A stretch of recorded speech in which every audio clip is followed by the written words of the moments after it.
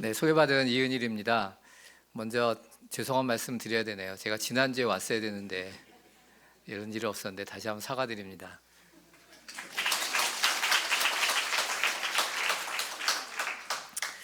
창조신앙을 저도 사실은 1991년에 처음 만났습니다. 제가 고등부 교사를 하고 있을 때 학생들하고 함께 창조학 세미나라는 걸 그때 처음 들었어요. 저도 대학 교수 때입니다.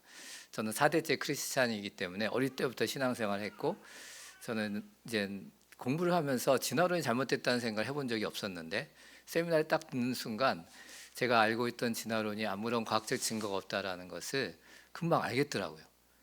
제가 충격을 받았습니다. 아니, 그래도 내가 대학 교수인데 진화론이 아무런 과학적 증거 없다라는 걸 한 번도 생각하지 못했다는 게 너무 분해서 저는 창조학 사역을 시작을 했습니다.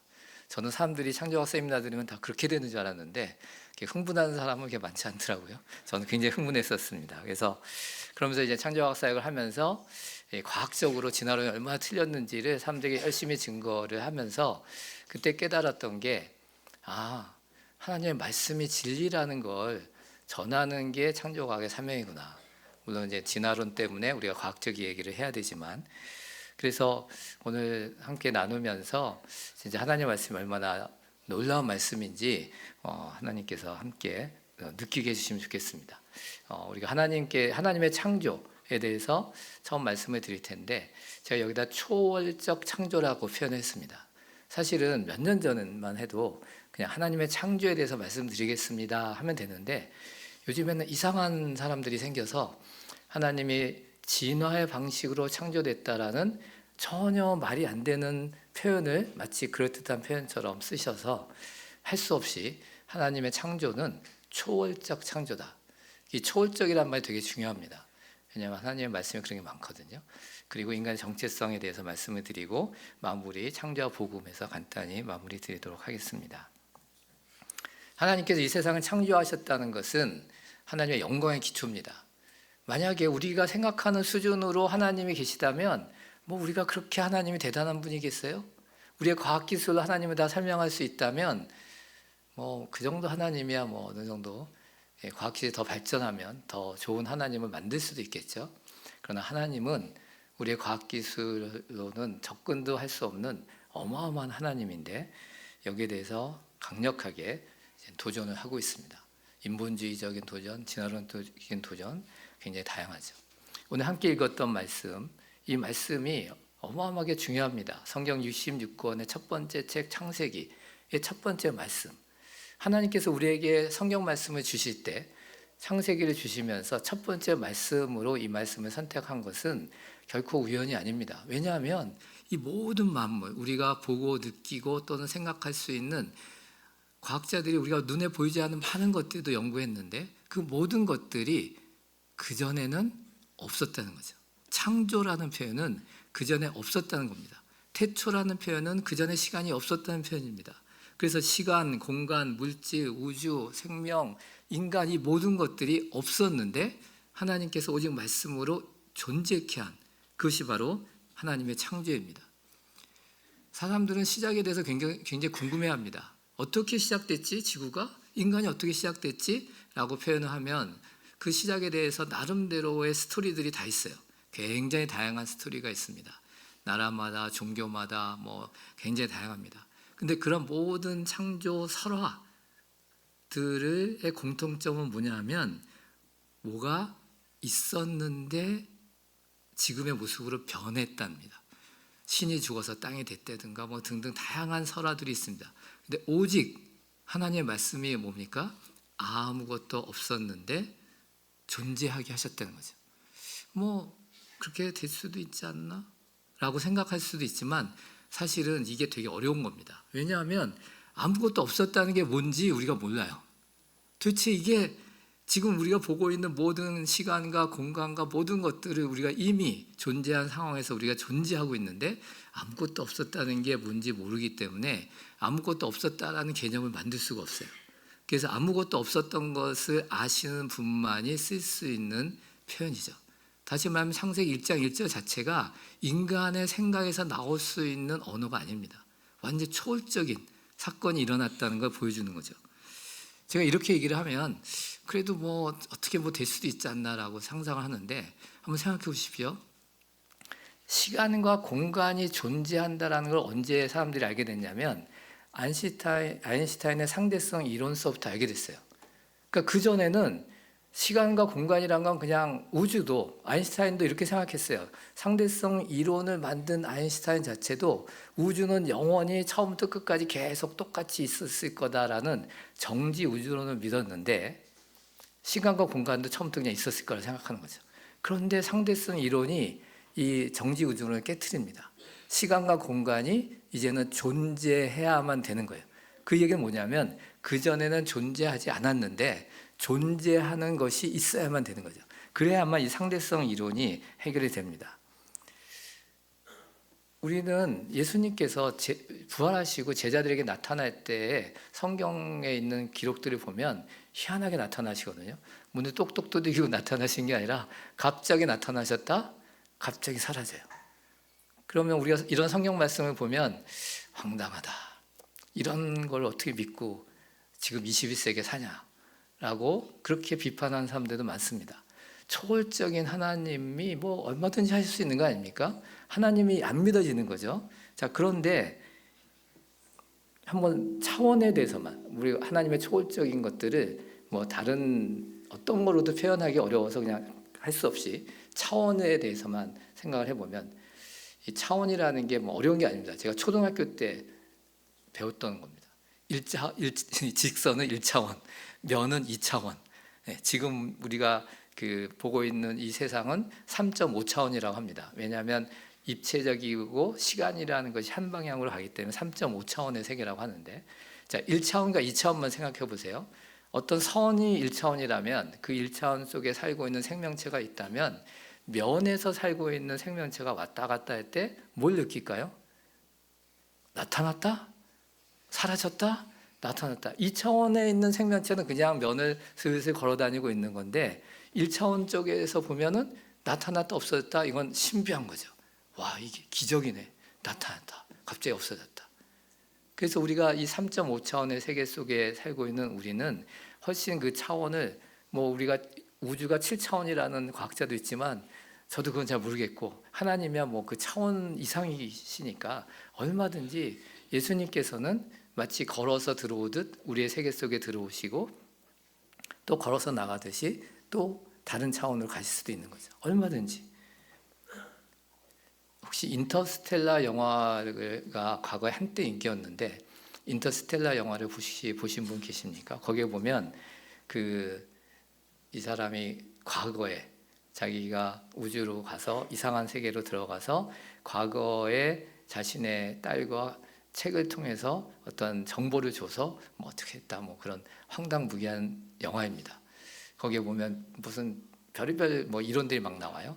그래서 우리나라 이 학구열에 불타는 학부형들이 인터스텔라 영화를 보면 학생들이 물리학을 좀 더 이해할 수 있다라는 그런 거짓된 홍보에 속아서 많이 인터스텔라 영화를 보셨는데, 근데 사람들이 인터스텔라 영화는 과학이라고 얘기하는 거예요. 그런 신비한 세계 속에 어떻게 우연히 들어가서 과거와 커뮤니케이션을 할 수 있는 그 세계 속에서 어떤 뭔가를 했다라는 여러 개의 차원이 동시에 존재하는, 뭐 있을 수도 없는 그런 거를 과학이라고 얘기하고, 예수님이 갑자기 나타나신 건 말도 안 되는 얘기야, 그러니까 성경은 못 믿지, 이런 식으로 사람들이 이제 반응을 합니다. 그렇지만 성경 곳곳에는 우리의 상식을 깨트리는 수많은 이야기들이 많습니다. 나사로의 부활도 그렇고 홍해의 기적도 그렇고 오병이어의 기적도 그렇고. 자, 그것이 초월적인 하나님의 능력, 이 모든 만물을 창조하신 하나님이, 그게 뭐가 어려우시겠어요? 죽은 나사로를 부활하는 게 뭐가 어려우시겠어요? 근데 조금만 생각해 보면 말이 안 되는 얘기예요. 저는 의사니까 나사로가 3일 동안 썩어서 냄새 난다? 뇌는 벌써 다 없어진 거나 다름이 없거든요. 근데 그 나사로가 살아서 멀쩡히 말을 하고 자기의 나사로의 정체성을 갖고 있다? 아니, 뭐 하나님은 창조의 능력이 있으시니까 죽은 나사로의 모든 몸을 다시 부활시켜 주실 수 있는데, 뇌가 부활했다고 해서 기억이 다 부활될까요? 하나님은 기억까지 다시 다 장착을 시켜주셨어요. 어마어마한 일을 하신 거죠. 나사로의 부활 사건을 통해서 하나님의 능력이 어떤지 그 시대 사람들이 너무너무 놀랐는데 사실은 지금 현대인이 더 놀라야 됩니다. 왜냐하면 5분만 지나면 뇌가 없어지기 시작한다는 걸 아는 우리 현대인 입장에서는 어마어마한 일을 알 수 있죠. 그러나 성경의 초월적인 사건들을 그냥 현대인의 상식에 맞춰서 해석하려는 수많은 신학적인 해석들이 있어요. 나사로의 부활은 해석하지 않습니다. 해석이 안 되니까. 근데 오병이어의 기적이나 홍해를 가르는 기적이나 이런 기적들은 재밌는 우화도 있잖아요. 어떤 사람이 막 성경 읽으면서 할렐루야 하니까 신학자가 지나가면서 왜 이렇게 할렐루야 하냐? 하나님이 홍해를 가르셨습니다. 무식한 사람아, 그게 아니야. 홍해를 가른 게 아니라 이게 갈대숲인데 멀리서 보니까 바다처럼 보여서 그렇게 잘못 기술한 거야. 좀 성경을 제대로 아세요. 그리고 딱 갔더니 좀 이따 또 할렐루야 그러더래요. 그래서 왜 또 할렐루야 합니까? 그렇게 바닷가가 또 갈라져서 이집트 군인들이 다 죽었대요. 네, 안 우시는군요. 웃겨야 되는 건데 어쨌든 사람들이 그러한 기적들을 그렇게 일반적인 상식에 맞춰서 해석하려고 하면 성경이 어떻게 됩니까? 앞뒤가 안 맞고 하나님의 초월적 하나님들이 이상하게 되는 거예요. 그런 식의 흐름들은 지금 20세기, 21세기에 와서 시작된 흐름이 아닙니다. 이것은 우리의 세계 역사가 물론 동양의 역사도 중요하긴 한데 세계적인 역사의 흐름들은 사실 서양 역사가 주도를 했기 때문에 서양 역사의 흐름을 보면 이제 중세 캐톨릭이 무너지면서 인본주의가 대두됩니다. 인본주의란 말 자체가 뭐 아주 나쁜 말은 아닌데 문제는 하나님을 거부하는 인본주의죠. 하나님 없이 인간이 주인이 돼서 모든 것들을 해결하겠다. 여러분 우리가 지금 누리고 있는 민주주의와 여러 가지 좋은 것들이 어디서 나온지 아십니까? 사람들이 인본주의에서 나온 걸로 착각해요. 인본주의, 르네상스. 아닙니다. 로마 캐토릭이 무너지고 시작된 프로테스탄트 혁명으로 인해서 민주주의의 기본적인 틀들이 만들어지고 크리스찬들에 의해서 모든 제도와 아동 노동을 금하고 교육하고 이 모든 좋은 것들이 다 프로테스탄트 혁명에서 나왔어요. 그 얘기는 오늘 제가 길게 말씀드릴 시간이 없고 바로 이때 이 인본주의가 대두되면서 하나님 없이 사람의 힘으로 모든 걸 다 할 수 있고 모든 걸 설명할 수 있다. 르네상스 멋진 것 같은데 르네상스란 게 뭡니까? 미술, 음악 이런 것들이 중세 캐토릭에 억압됐던 부분들이 자유로워지면서 그래서 미켈란젤로 같은 어마어마한 미술가 또 조각가들이 나왔죠. 르네상스 멋집니다. 그러나 르네상스는 사람을 굶주림으로부터 해방시켜주지 못했어요. 도리어 봉건주의가 무너지고 나서의 사회는 굉장히 극심한 그 혼란과 가난과 굶주림.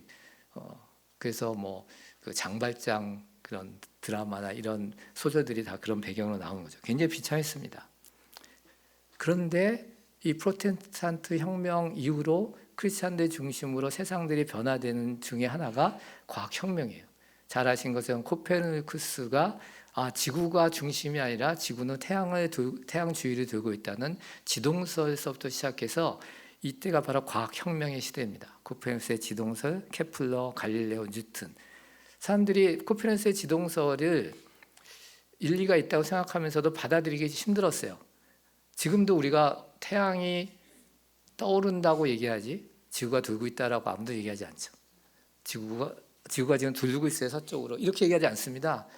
태양이 지금 멋있게 떠오르고 있습니다. 지금도 그렇게 얘기하지만 사실은 태양이 떠오르는 게 아니라 지구가 지금 돌고 있는 거잖아요. 어떻게 지구가 태양 주위를 뺑뺑 돌고 있다면 우리가 여기서 이렇게 편안하게 살 수 있을까? 만약 지구가 돌면 거꾸로 매달리면 떨어지지 않을까? 막 이런 생각들을 하면서 이게 좀 이해가 안 됐는데 결국은 뉴턴의 만류인력의 법칙으로 거기까지 설명이 되는 이 시대를 과학혁명의 시대라고 합니다. 이 시대가 왜 중요하냐면 바로 이 과학혁명의 시대를 사람들이 겪고 과학이라는 게 우리가 몰랐던 우리의 느낌과 생각은 지구가 도는 태양이 떠는 줄 알았더니 지구가 돈다라는 것을 과학이 가르쳐 주면서 와, 과학이라는 게 어마어마하다라는 걸 사람들이 깨닫기 시작해요.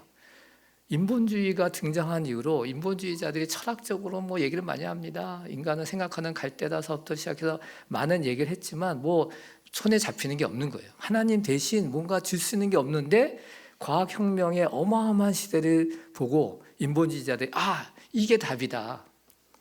그래서 나온 게 바로 계몽주의입니다. 하나님 대신 과학과 이성이 모든 것에 대신할 수 있다는 거죠.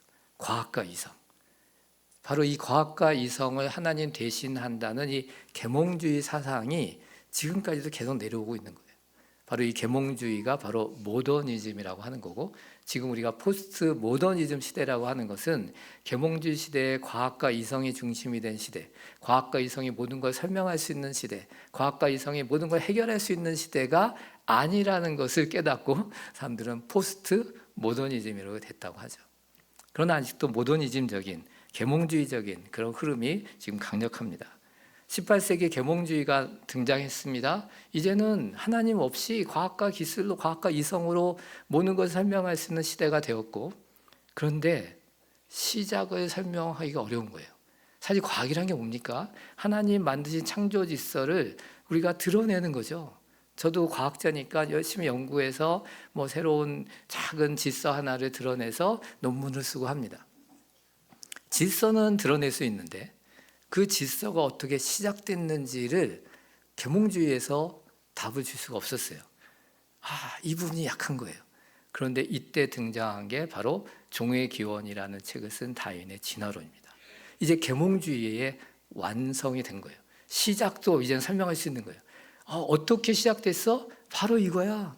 우연히, 저절로, 그리고 치열한 생존 경쟁과 자연 선택을 통해서 인간까지 출현한 이 종의 기원이라는 책을 통해서 이제 계몽주의가 완성이 됩니다. 그래서 진화론은 등장했을 때 이게 맞는지 틀린지 검증해 보자 이러지 않았어요, 사람들이. 와, 드디어 우리가 기다리는 이론이 나왔다.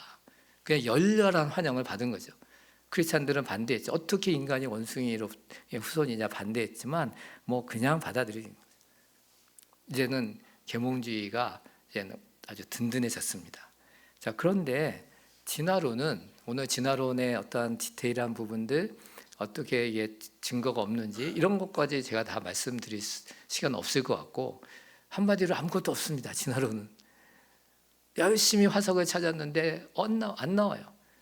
그러니까 진화론자들이 생각했습니다. 분명히 진화됐는데, 그러면 진화의 증거가 있어야 되는데 앞으로 나올 거야. 믿음을 가지고 하나 만들자 한 게 이제 피트타운인 화석입니다. 원숭이로부터 사람으로 진화되는 중간 단계가 분명히 있을 텐데 아무리 봐도 중간 단계 안 나오는 거예요. 요즘 인터넷이나 이런 데 찾아보면 이렇게 생명체 진화의 중간 단계라는 것들이 인터넷에 많이 떠돌아다니는데 다 거짓말입니다. 그런 게 있었으면 진화론이 아니라 진화 법칙이 돼야 되죠. 없어요. 그런 거 있을 수가 없고, 지금 21세기 이런 유전 정보에 대해서 어마어마하게 알고 있는 이 시대에 유전 정보가 변화돼서 새로운 설계도가 된다는 건 그건 말이 안 되는 얘기거든요. 그걸 찾는다, 중간 단계를 찾는다는 것 자체가 말이 안 되는 거죠.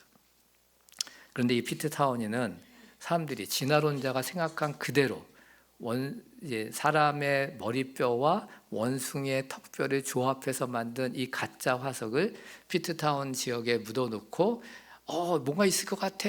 드디어 진화의 완벽한 증거를 찾았다고 한 거죠. 1912년에 발견이 됐고, 그리고 1962년에 이제 폐기 처분됐습니다. 가짜라는 것이 너무나 명백해져서, 물론 처음 발견할 때부터 수상했지만 이제 진화론의 분위기 속에서 당연히 진화론에 맞다라는 그런 분위기 속에서 과학자들이 밀어붙인 거예요. 그래서 드디어 진화의 중간 단계를 발견했다. 근데 결국은 가짜였죠. 그렇지만 이 피트타운인 화석의 영향력은 지금도 남아있어요. 많은 사람들이 진화론은 과학적인 어떤 증거가 있는 이론이다. 이미 다 과학자들이 인정하고 있다. 저처럼 창조과학 하는 사람들 그거 사이비과학이다. 이렇게 사람들이 얘기하는 그런 분위기가 된 거죠. 진화론은 증명된 적이 없어요. 다양성만 있어요. 그 다양성을 진화라고 주장합니다. 하나님께서 종류대로 창조하시고 다양하게 되도록, 우리 강아지를 보세요. 얼마나 다양합니까? 근데 강아지는 개과에 속한데, 개과에 속한 게 강아지들뿐만 아니라 늑대, 여우 얼마나 다양해요. 그런 다양성, 그래서 하나님의 종류대로 창조하신 것은 이제 그런 한 계획과 한 과 정도의 크기도 창조하신 것 같아요. 그래서 그 어마어마한 다양성을 갖고 있습니다. 그래서 그런 것만 있는 거예요. 그런데 진화론이 주류과학자도 인정하니까 다수결로 하겠다는 거예요. 교과서에서 왜 진화론만 다루냐? 진화론은 과학이고 창조론은 종교니까. 창조론은 종교가 아니라 진리죠. 증명할 수 없죠, 우리가. 왜 하나님의 창조를 창조론이라고 합니까? 그거는 진화론처럼 증명할 수 없어요. 왜? 그거는 우리의 수준을 뛰어넘는. 진화론은 증거가 없으니까 론이고, 창조론은 우리의 수준을 뛰어넘는 놀라운 초월적인, 그 우리의 수준에서 얘기할 수 있는 게 아니죠. 믿음인 거죠. 그런 의미에서는 과학은 아니지만 현재 상황을 살펴보면 창조됐다라고 해석하는 게 훨씬 논리적이고 과학적인데 안 가르치겠다는 거예요. 사이비과학이다라고 주장하는 거죠. 참 안타깝게도 어떤 교회에서 창조과학 세미나를 걸어놨어요. 근데 보면 우정학 교수라고 이제 그 빅뱅 이론을 연구하는 천체 물리학자시고 아주 훌륭한 과학자이신데, 이분은 굉장히 마음에 좀 하나님을 믿고 싶은데 자신이 공부하고 연구하고 있는 빅뱅 이론도 맞고 따라서 진화론도 맞아야 되고, 그래서 하나님을 믿는 것과 진화론을 버릴 수 없는 그분의 마음속에 이걸 하나로 만드는, 그래서 이미 미국에서 그런 유신 진화론이라고 하는 하나님이 진화의 방식으로 세상을 창조했다는 이상한 이론을 이분이 적극적으로 받아들이고, 아, 나도 크리스찬이다. 진화론은 과학이다. 그걸 왜 거부하냐. 진화론도 믿고 하나님도 믿고, 그러면서 이 유신 진화론을 받아들이려고 합니다. 초월적인 하나님을 믿기가 어려운 거예요. 그리고 진화론이 얼마나 말도 안 되는 것인지, 그리고 그분이 연구하고 있는 빅뱅 이론도 지금 한물 가고 있는데 참 안타깝습니다. 그런데 하나님을 거부하는 근본적 이유가 뭘까? 이번 우정학 교수님처럼 나는 하나님도 믿고 싶고 내가 연구하고 공부하는 진화론도 버리고 싶지 않다 해서 억지로 붙잡는 과학자들도 있겠죠. 근데 뭐 과학 다 많은 분들이 또 이렇게 믿어요. 과학이 발전하면 하나님 필요 없다라고. 아, 왜 간격의 하나님, 빈틈의 하나님을 얘기하냐? 뭐 그게 뭔 얘기인지 이상한 얘기를 막 해요. 그 얘기가 뭐냐면, 저는 초월적 하나님을 강조하잖아요. 그게 비과학적이라는 거예요. 초월적 하나님이라고 얘기하는 순간 과학으로 설명할 수 없는 어떤 부분들이 있다고 전제하는 건데, 지금 우리가 과학 수준이 낮아서 그렇지 과학 수준이 높아지면 초월적인 거 없다는 거예요. 다 물질로 설명할 수 있다는 거예요. 그런 생각을 사람들이 합니다. 유신 진화론자들이 그런 생각을 해요. 그러면서 왜 하나님 믿는지 모르겠어요. 그렇잖아요? 하나님 필요 없잖아요. 그렇게 믿는다면. 그 하나님의 창조 질서는 우리 로마서 말씀 우리 한번 같이 읽어볼까요? 시작. 창세로부터 그의 보이지 아니하는 것들 곧 그의 영원하신 능력과 신성이 그가 만드신 만물에 분명히 보여 알려졌나니 그러므로 그들이 핑계하지 못하였으니라. 하나님이 창조하신 세계는 너무너무 아름답고 너무너무 질서정연해요. 그래서 과학자들이 꽝 터져 빅뱅 이론에서 이 우주를 설명하기 어렵다라고 과학자들 스스로 판단해서 다중우주 이론이 나온 거예요. 빅뱅 이론으로는 설명이 안 된다. 그래서 다중우주 이론이라는 말도 안 되는 이론이 또 나온 거죠. 다중우주 이론은 들여다보면 이거예요. 수없이 많은 우주가 생겼는데 지금 우리가 보고 있는 이 우주는 그 중에 하나고, 각각의 우주마다 질서가 다르기 때문에 서로 알 수도 없고 볼 수도 없고 관찰할 수도 없고, 그 뭐 있는지 없는지도 모르겠다는 거죠. 그게 다중우주 이론이거든요. 그게 요즘 또 인기에서 뭐 영화도 많이 나오는데, 자, 어찌 됐든지 하나님이 창조한 질서를 보면 거기 설계자, 초월적 설계자를 인정할 수밖에 없다는 거죠. 로마서 1장 28절에 이렇게 썼습니다. 그들이 마음에 하나님 두기를 싫어하며. 하나님 두기 싫어해요. 하나님, 초월적 하나님이 계시다면 우리는 믿고 기도하면서 성령 하나님께서 이곳에 임재하시고 우리를 아시고 우리와 동행하시고, 그게 말이 됩니까? 진짜 하나님 계신 거예요? 라고 사람들이 질문을 하는 거죠. 왜? 하나님 계시면 불편하잖아요. 저도 장로지만 좀 불편해요. 하나님 맨날 보시면 이럴 땐 좀 안 보시면 좋을 것 같은데. 저도 그런데 하나님 없기를 바라는 거예요. 그래서 하나님 없이 세상을 설명하려고 하는 게 진화론이고, 그러다 보니까 인간의 정체성이 사라져 버려요. 인간의 정체성이 어떤 존재인가? 영광스러운 존재여야 될 인간이 기생충 같은 존재로 된 거예요. 하나님이 우리를 어떻게 창조하셨습니까? 이 창세기 1장 이게 보면 하나님의 형상대로. 자, 우리가 어떤 존재냐면 하나님의 형상대로. 동물하고 차원이 틀린 거죠. 하나님이 우리를 흙으로 창조하셔서 한계를 갖게 하셨지만 근본적으로 뭡니까? 하나님의 형상대로. 이제 하나님의 자녀까지 된. 그리고 이 땅을 대신해서 뭐라고 되어 있습니까? 모든 것을 다스리게 하는. 하나님을 대신해서 이 땅을 다스리는 위대한 존재로, 좀 겸손하게 표현하면 청지 같은 존재로 창조하셨단 말이죠. 그게 인간의 정체성이고, 성경을 통해서 우리가 어떤 존재인지 분명히 가르쳐 주셨거든요. 근데 사람들은 어떻게 생각합니까? 인간은 도대체 무슨 의미가 있는 거야 하면서 철학에서 얘기를 합니다. 제가 그래서 신문에 한 카피를 떴어요. 아주 유명한 철학자라고 하시는데, 이분이 칸트의 전공자라고 하는데 인생이 무엇입니까? 모르죠. 이게 이분의 답변이에요. 네, 철학의 대가이신 분, 인생이 뭔지 아직 저도 모르겠습니다. 길게 써요. 결국 그 얘기예요.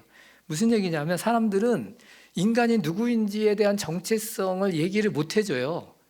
그렇게 엄청난 철학을 공부해도. 왜 그렇습니까? 질문이 잘못됐기 때문이죠. 이미 우리가 어떤 존재인지 하나님의 형상대로 이 땅을 하나님 대신해서 다스리는 위대한 존재로서 어떻게 살아야 될 것인가가 질문인데, 그게 아니라 우리가 누구지?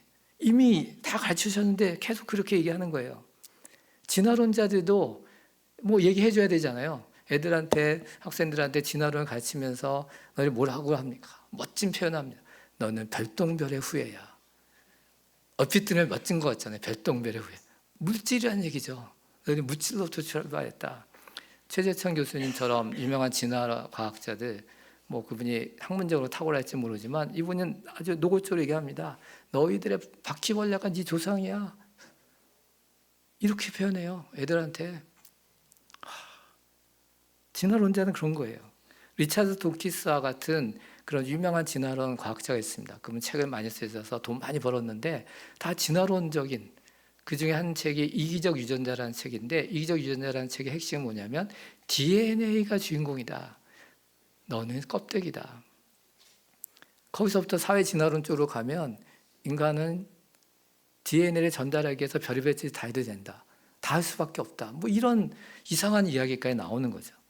지구의 기생충이라는 얘기도 왜 나옵니까? 진화의 이 모든 과정들을 보면 다 조화를 이루고 있는데 인간만이 생태계를 파괴하고 있는 기생충 같은 존재다. 제가 의과대학에서 이제 환경이 건강에 미치는 영향에 대해서 주로 연구를 하고 하다 보니까 그쪽에 학회에 계신 분들이 환경을 연구하신 분들이 많아요. 근데 그분들 중에 진화론자들이 또 많아요. 그래서 서슴없이 공개석상에서도 인간은 지구의 기생충입니다 하면서 얘기를 해요. 저는 그때마다 싸울 수도 없고 근데 속으로 생각해봐요. 저분이 진짜 저걸 믿을까? 내가 진짜 인간이 지구의 기생충이라는 걸 믿으면 어떻게 가르쳐야 됩니까? 자신의 자녀들한테, 얘들아 너희는 지구의 기생충이야. 어떻게 좀 빨리 죽었으면 좋겠어? 이래야 되지 않겠습니까? 지구를 위해서. 그렇게 가르칠까요? 열심히 과외시키고 좋은 대학 다니라고 가르치겠죠. 기생충이 못하러 좋은 대학 갑니까? 근데 그러고 있어요. 만약에 그것이 진리라고 믿는다면 자기는 아주 학식이 풍부하고 아주 잘하는 것처럼. 제가 다큐를 하나 봤는데 표범이 5마리 새끼를 키우는 그걸 몇 년 동안 촬영한 아주 어마어마한 다큐를 찍으셨더라고요. 근데 표범 새끼 한 마리는 이제 물려서 죽고 한 마리는 원숭이한테 두들겨 맞아서 다리가 부러졌어요. 그랬더니 이 다큐 사진 작가가 원래 야생동물은 건드리면 안 되는데요. 너무 이 표범은 멸종 위기 동물이라 제가 수의사를 불러서 이 골절을 치료해 줬어요. 하면서 이제 변명하면서 얘기를 하는 거예요. 왜 변명이 필요합니까?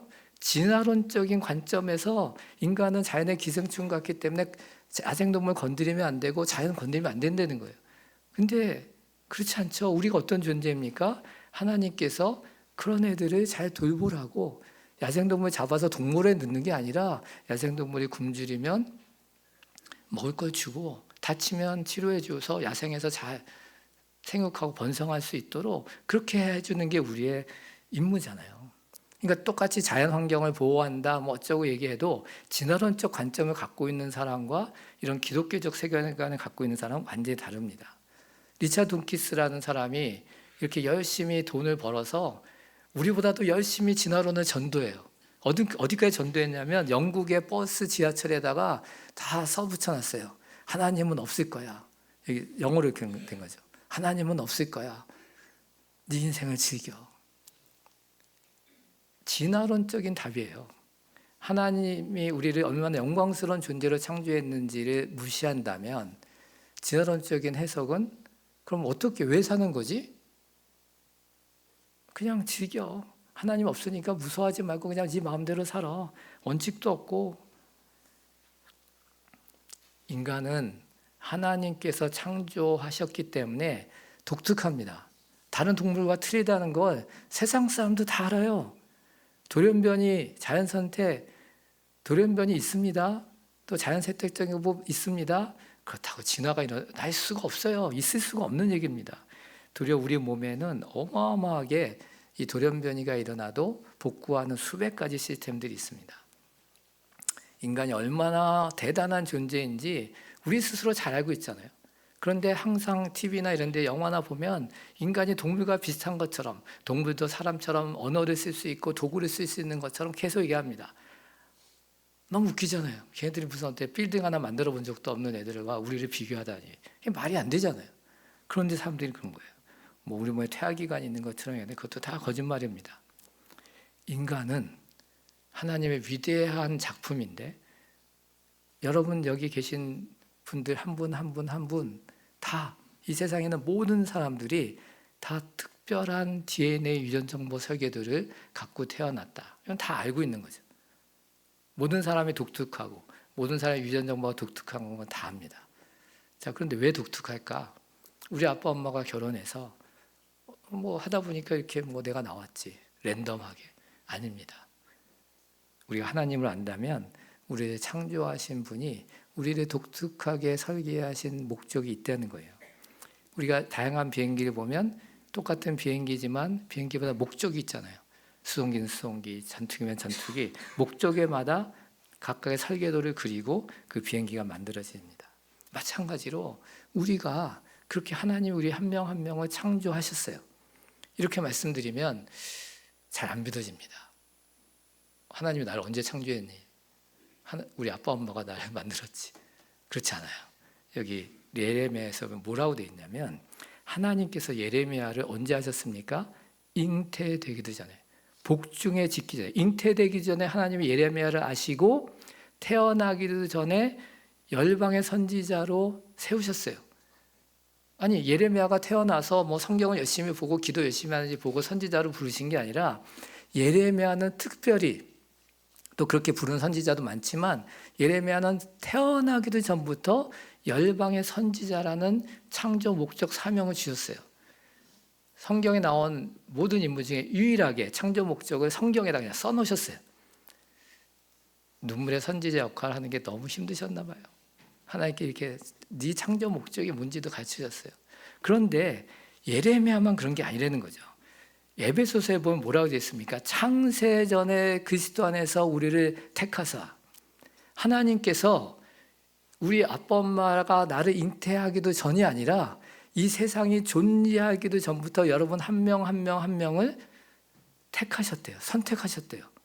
아니 예레미야가 있기도 전에 어떻게 예레미야를 아셨으며 이 세상이 존재하기도 전에 아무도 없는데 어떻게 하나님이 여러분 한 분 한 분을 택하세요? 존재가 없는데 라고 생각할 수 있겠지만 좀 전에 비행기 보여드린 거 한번 생각해 보세요. 비행기가 딱 만들어진 다음에 비행기 설계자가 내가 너 만들고 싶었네, 나왔네, 잘 나왔네, 이런 설계자가 없겠죠. 비행기가 만들어지기 전에 설계도가 먼저 있어야 되는 거고, 근데 설계도가 그냥 나오는 게 아니죠. 어떠한 비행기를 만들겠다는 비전과 목적이 있어야만 그런 비전과 목적과 어마어마한 지식과 지혜가 모여져서 설계도가 그려지고, 그래서 설계자의 마음속에 먼저 비전과 목적이 있어야 되는 거죠. 설계자가 있고 설계도가 있고 그 설계대로 비행기가 만들어지듯이, 여러분 한 명 한 명 한 명의 특별한 DNA 유전정보 설계도는 그냥 우연히 아빠 엄마의 어떠한 컨비네이션에 의해서 랜덤하게 선택된 것이 아니라 하나님께서 여러분 한 분 한 분을 이미 계획하신 거죠. 저는 창세기 읽어가면서 생육하고 번성하라는 말씀을 이렇게 읽을 때마다 웃음이 나요. 왜냐하면 하나님의 마음이 얼마나 조급하셨을까. 제가 유엔에서 예측한 이런 걸 보면 지구상에 여태까지 살았던 사람의 숫자가 1200억 명인가 생각보다 굉장히 적더라고요. 하나님께서 그 1000억 명도 넘는 어마어마한 사람들에 대한 계획을 가지고 계신데, 아니 빨리 아담과 하와가 아기 낳고 또 아기 낳고 생육하고 번성해야 하나님의 때에 하나님의 타이밍에 하나님께서 계획하셨던 한 분 한 분 한 분, 예레미야가 나오고 여러분 한 분 한 분이 태어날 거 아니에요. 여기 예레미야 에베소서에 보면 하나님께서 택하셨는데 왜 택하셨냐? 우리 예수 그리스도를 말하면 자기 아들들, 줄여서 얘기하면 거룩하고 흠이 없는 하나님의 자녀가 되도록. 그래서 우리 모두는 예외 없이 독특한 창조 목적을 가지고 태어났을 뿐만 아니라 어떤 누구도 예외 없이 거룩하고 흠 없는 하나님의 자녀가 되도록 하나님이 계획하신 거예요. 여러분, 크리스찬이 된다는 건 고생길에 접어드는 겁니다. 왜? 하나님이 우리 어떻게 부르셨어요? 이 세상에 어떤 누구도 대신할 수 없는 특별한 창조 목적이 나한테 있고, 그리고 거룩하고 흠없는 예수님처럼 살자는 거잖아요. 와, 이거는 도 닦아다 되는 게 아닙니다. 될 수 있는 게 아니에요. 우리 인간의 힘으로. 그래서 하나님께서 예수님을 통해 우리를 구원하셨을 때 성령 하나님을 보내주셔서 우리 안에 내주하게 하셨잖아요. 우리 안에 성령 하나님이 있음으로 말미암아 우리가 하나님의 위대한 창조 목적을 이루고 거룩하고 흠없는 하나님의 자녀로 살 수 있도록 우리를 끊임없이 인도하시는 거죠. 저는 이 그림을 좋아해요. 퍼즐 그림을. 왜냐하면 하나님께서 우리를 창조하신 그 창조 목적이 예레미야처럼 뚜렷한 것도 있지만, 또 어떤 분은 각자 나의 창조 목적이 뭐지? 좀 약간 애매할 때도 있고 잘 모를 때도 있잖아요. 그리고 어떨 때는 내가 인생 이렇게 끝까지 살아도 잘 모르겠다 할 수도 있다는 거죠. 그런데 하나님께서 우리의 한 명 한 명 한 명의 모양을 만드실 때 한번 퍼즐 조각 생각해 보세요. 퍼즐 조각 한 개 한 개를 보면 무슨 뜻인지 잘 모르는데 그것이 모여지면 큰 그림이 완성이 되듯이, 우리가 가정에서 또는 교회에서 또는 일터에서 작은 일 하나하나를 섬기는 게 무슨 의미가 있는지 어떨 때는 좀 답답할 때도 있지만 놀라운 하나님의 뜻이 있는 거죠. 진화론은 아무런 과학적 증거가 없습니다. 유전자 돌연변이로 진화가 일어날 수도 없고 화석도 없고. 자, 그런데 인종이 되게 다양하잖아요. 이 다양한 인종을 진화의 증거라고 그런 식으로 다양성을 진화로 오해시켜요. 예를 들면 흑인도 있고 백인도 있고 이렇게 다양한데 왜 그러냐? 아프리카서부터 출현한 사람이 햇빛 많이 받으니까 까매졌고, 이제 이동하면서 햇빛이 적으니까 햇빛이 까마면 비타민 D 합성에 방해가 돼서 다시 하얘졌어. 이런 무식한 얘기를 지금도 사람들이 한단 말이죠. 진짜 짜증나요. 몇 년 전 테드 토크에서도 어떤 분이 이 얘기 하더라고요. 이미 과학적으로 그게 아니라는 게 이미 다 밝혀졌거든요. 근데 대중을 대상으로는 계속 그런 얘기해요.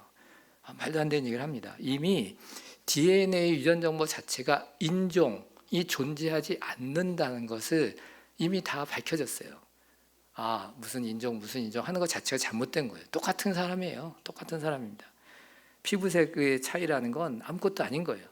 그냥 사람이 어떤 사람은 노래 잘하고 어떤 사람은 운동 잘하고 이런 거랑 똑같은 거예요. 같은 흑인 부모가 하얀 애를 낳았어요. 태어났어요. 뭐 병이 있어서 그런 게 아니라 유전적인 조합에 의해서 얘는 백인이 태어났어요. 한 쌍의 부부, 같은 부부로부터 쌍둥이가 태어났는데 한 애는 흑인, 한 애는 백인. 그러니까 피부 색깔이라는 건, 인종이라는 건 존재하지 않는 거예요. 우리가 그렇게 그냥 믿는 것 뿐이죠. 같은 부모로부터 다양한 사람이 태어났는데, 제가 좀 전에 1,000억 명이 넘는 사람이 있다고 했잖아요. 그런데 한 쌍의 부부로부터 그냥 염색체, 23쌍의 염색체 조합만 가지고 따져도, 여기 경우의 수를 제가 계산해 봤어요, 직접. 70조 3,687억. 그러니까 아담과 하와가 영원히 살면서 아기를 계속 끊임없이 태어나서 70조 명을 낳아도 염색체의 조합이 틀려요. 70조 명이 나도. 그런데 사실은 그 이상이에요. 왜냐하면 거기서 또 약간 변화가 생기고 또 유전 정보, 염색체에 있는 유전 정보까지 무한대의 경우수가 있는 거예요. 그래서 여러분이 그냥 태어난 게 아닌 거예요. 여러분 아빠 엄마는 170조가 아니라 뭐 무한대의 경우의 수의 아기를 태어나게 할 수 있는데, 여러분의 유전 정보의 컨비네이션은 하나님이 이미 계획하신 거예요. 물론 아담의 범죄 때문에 좀 망가지어서 태어났지만 하나님의 계획 속에 있는 거죠. 이미 연구 결과 한 여성으로부터, 우리가 아담과 하와로부터 다 나왔다고 하잖아요. 동화 같은 이야기라고 생각하죠? 아닙니다. 한 여성으로부터 모든 여성이 나왔고 한 남성으로부터 모든 남성이 나왔다는 게 이미 80년대, 90년대 연구에서 나왔어요. 그래서 진화론도 여러 지역에서 진화됐다라는 다지역 진화선이 단일 지역 진화선으로 바뀌어버립니다. 네안데르탈인 뭐 이런 거 다 똑같아요. 크로마뇽인 다, 우리 현대인 다 똑같습니다. 그래서 인종이라는 것 자체가 없다. 진화의 결과가 없다. 그러니까 다양성은 그런 식으로 유전적인 조합으로 생긴 거죠.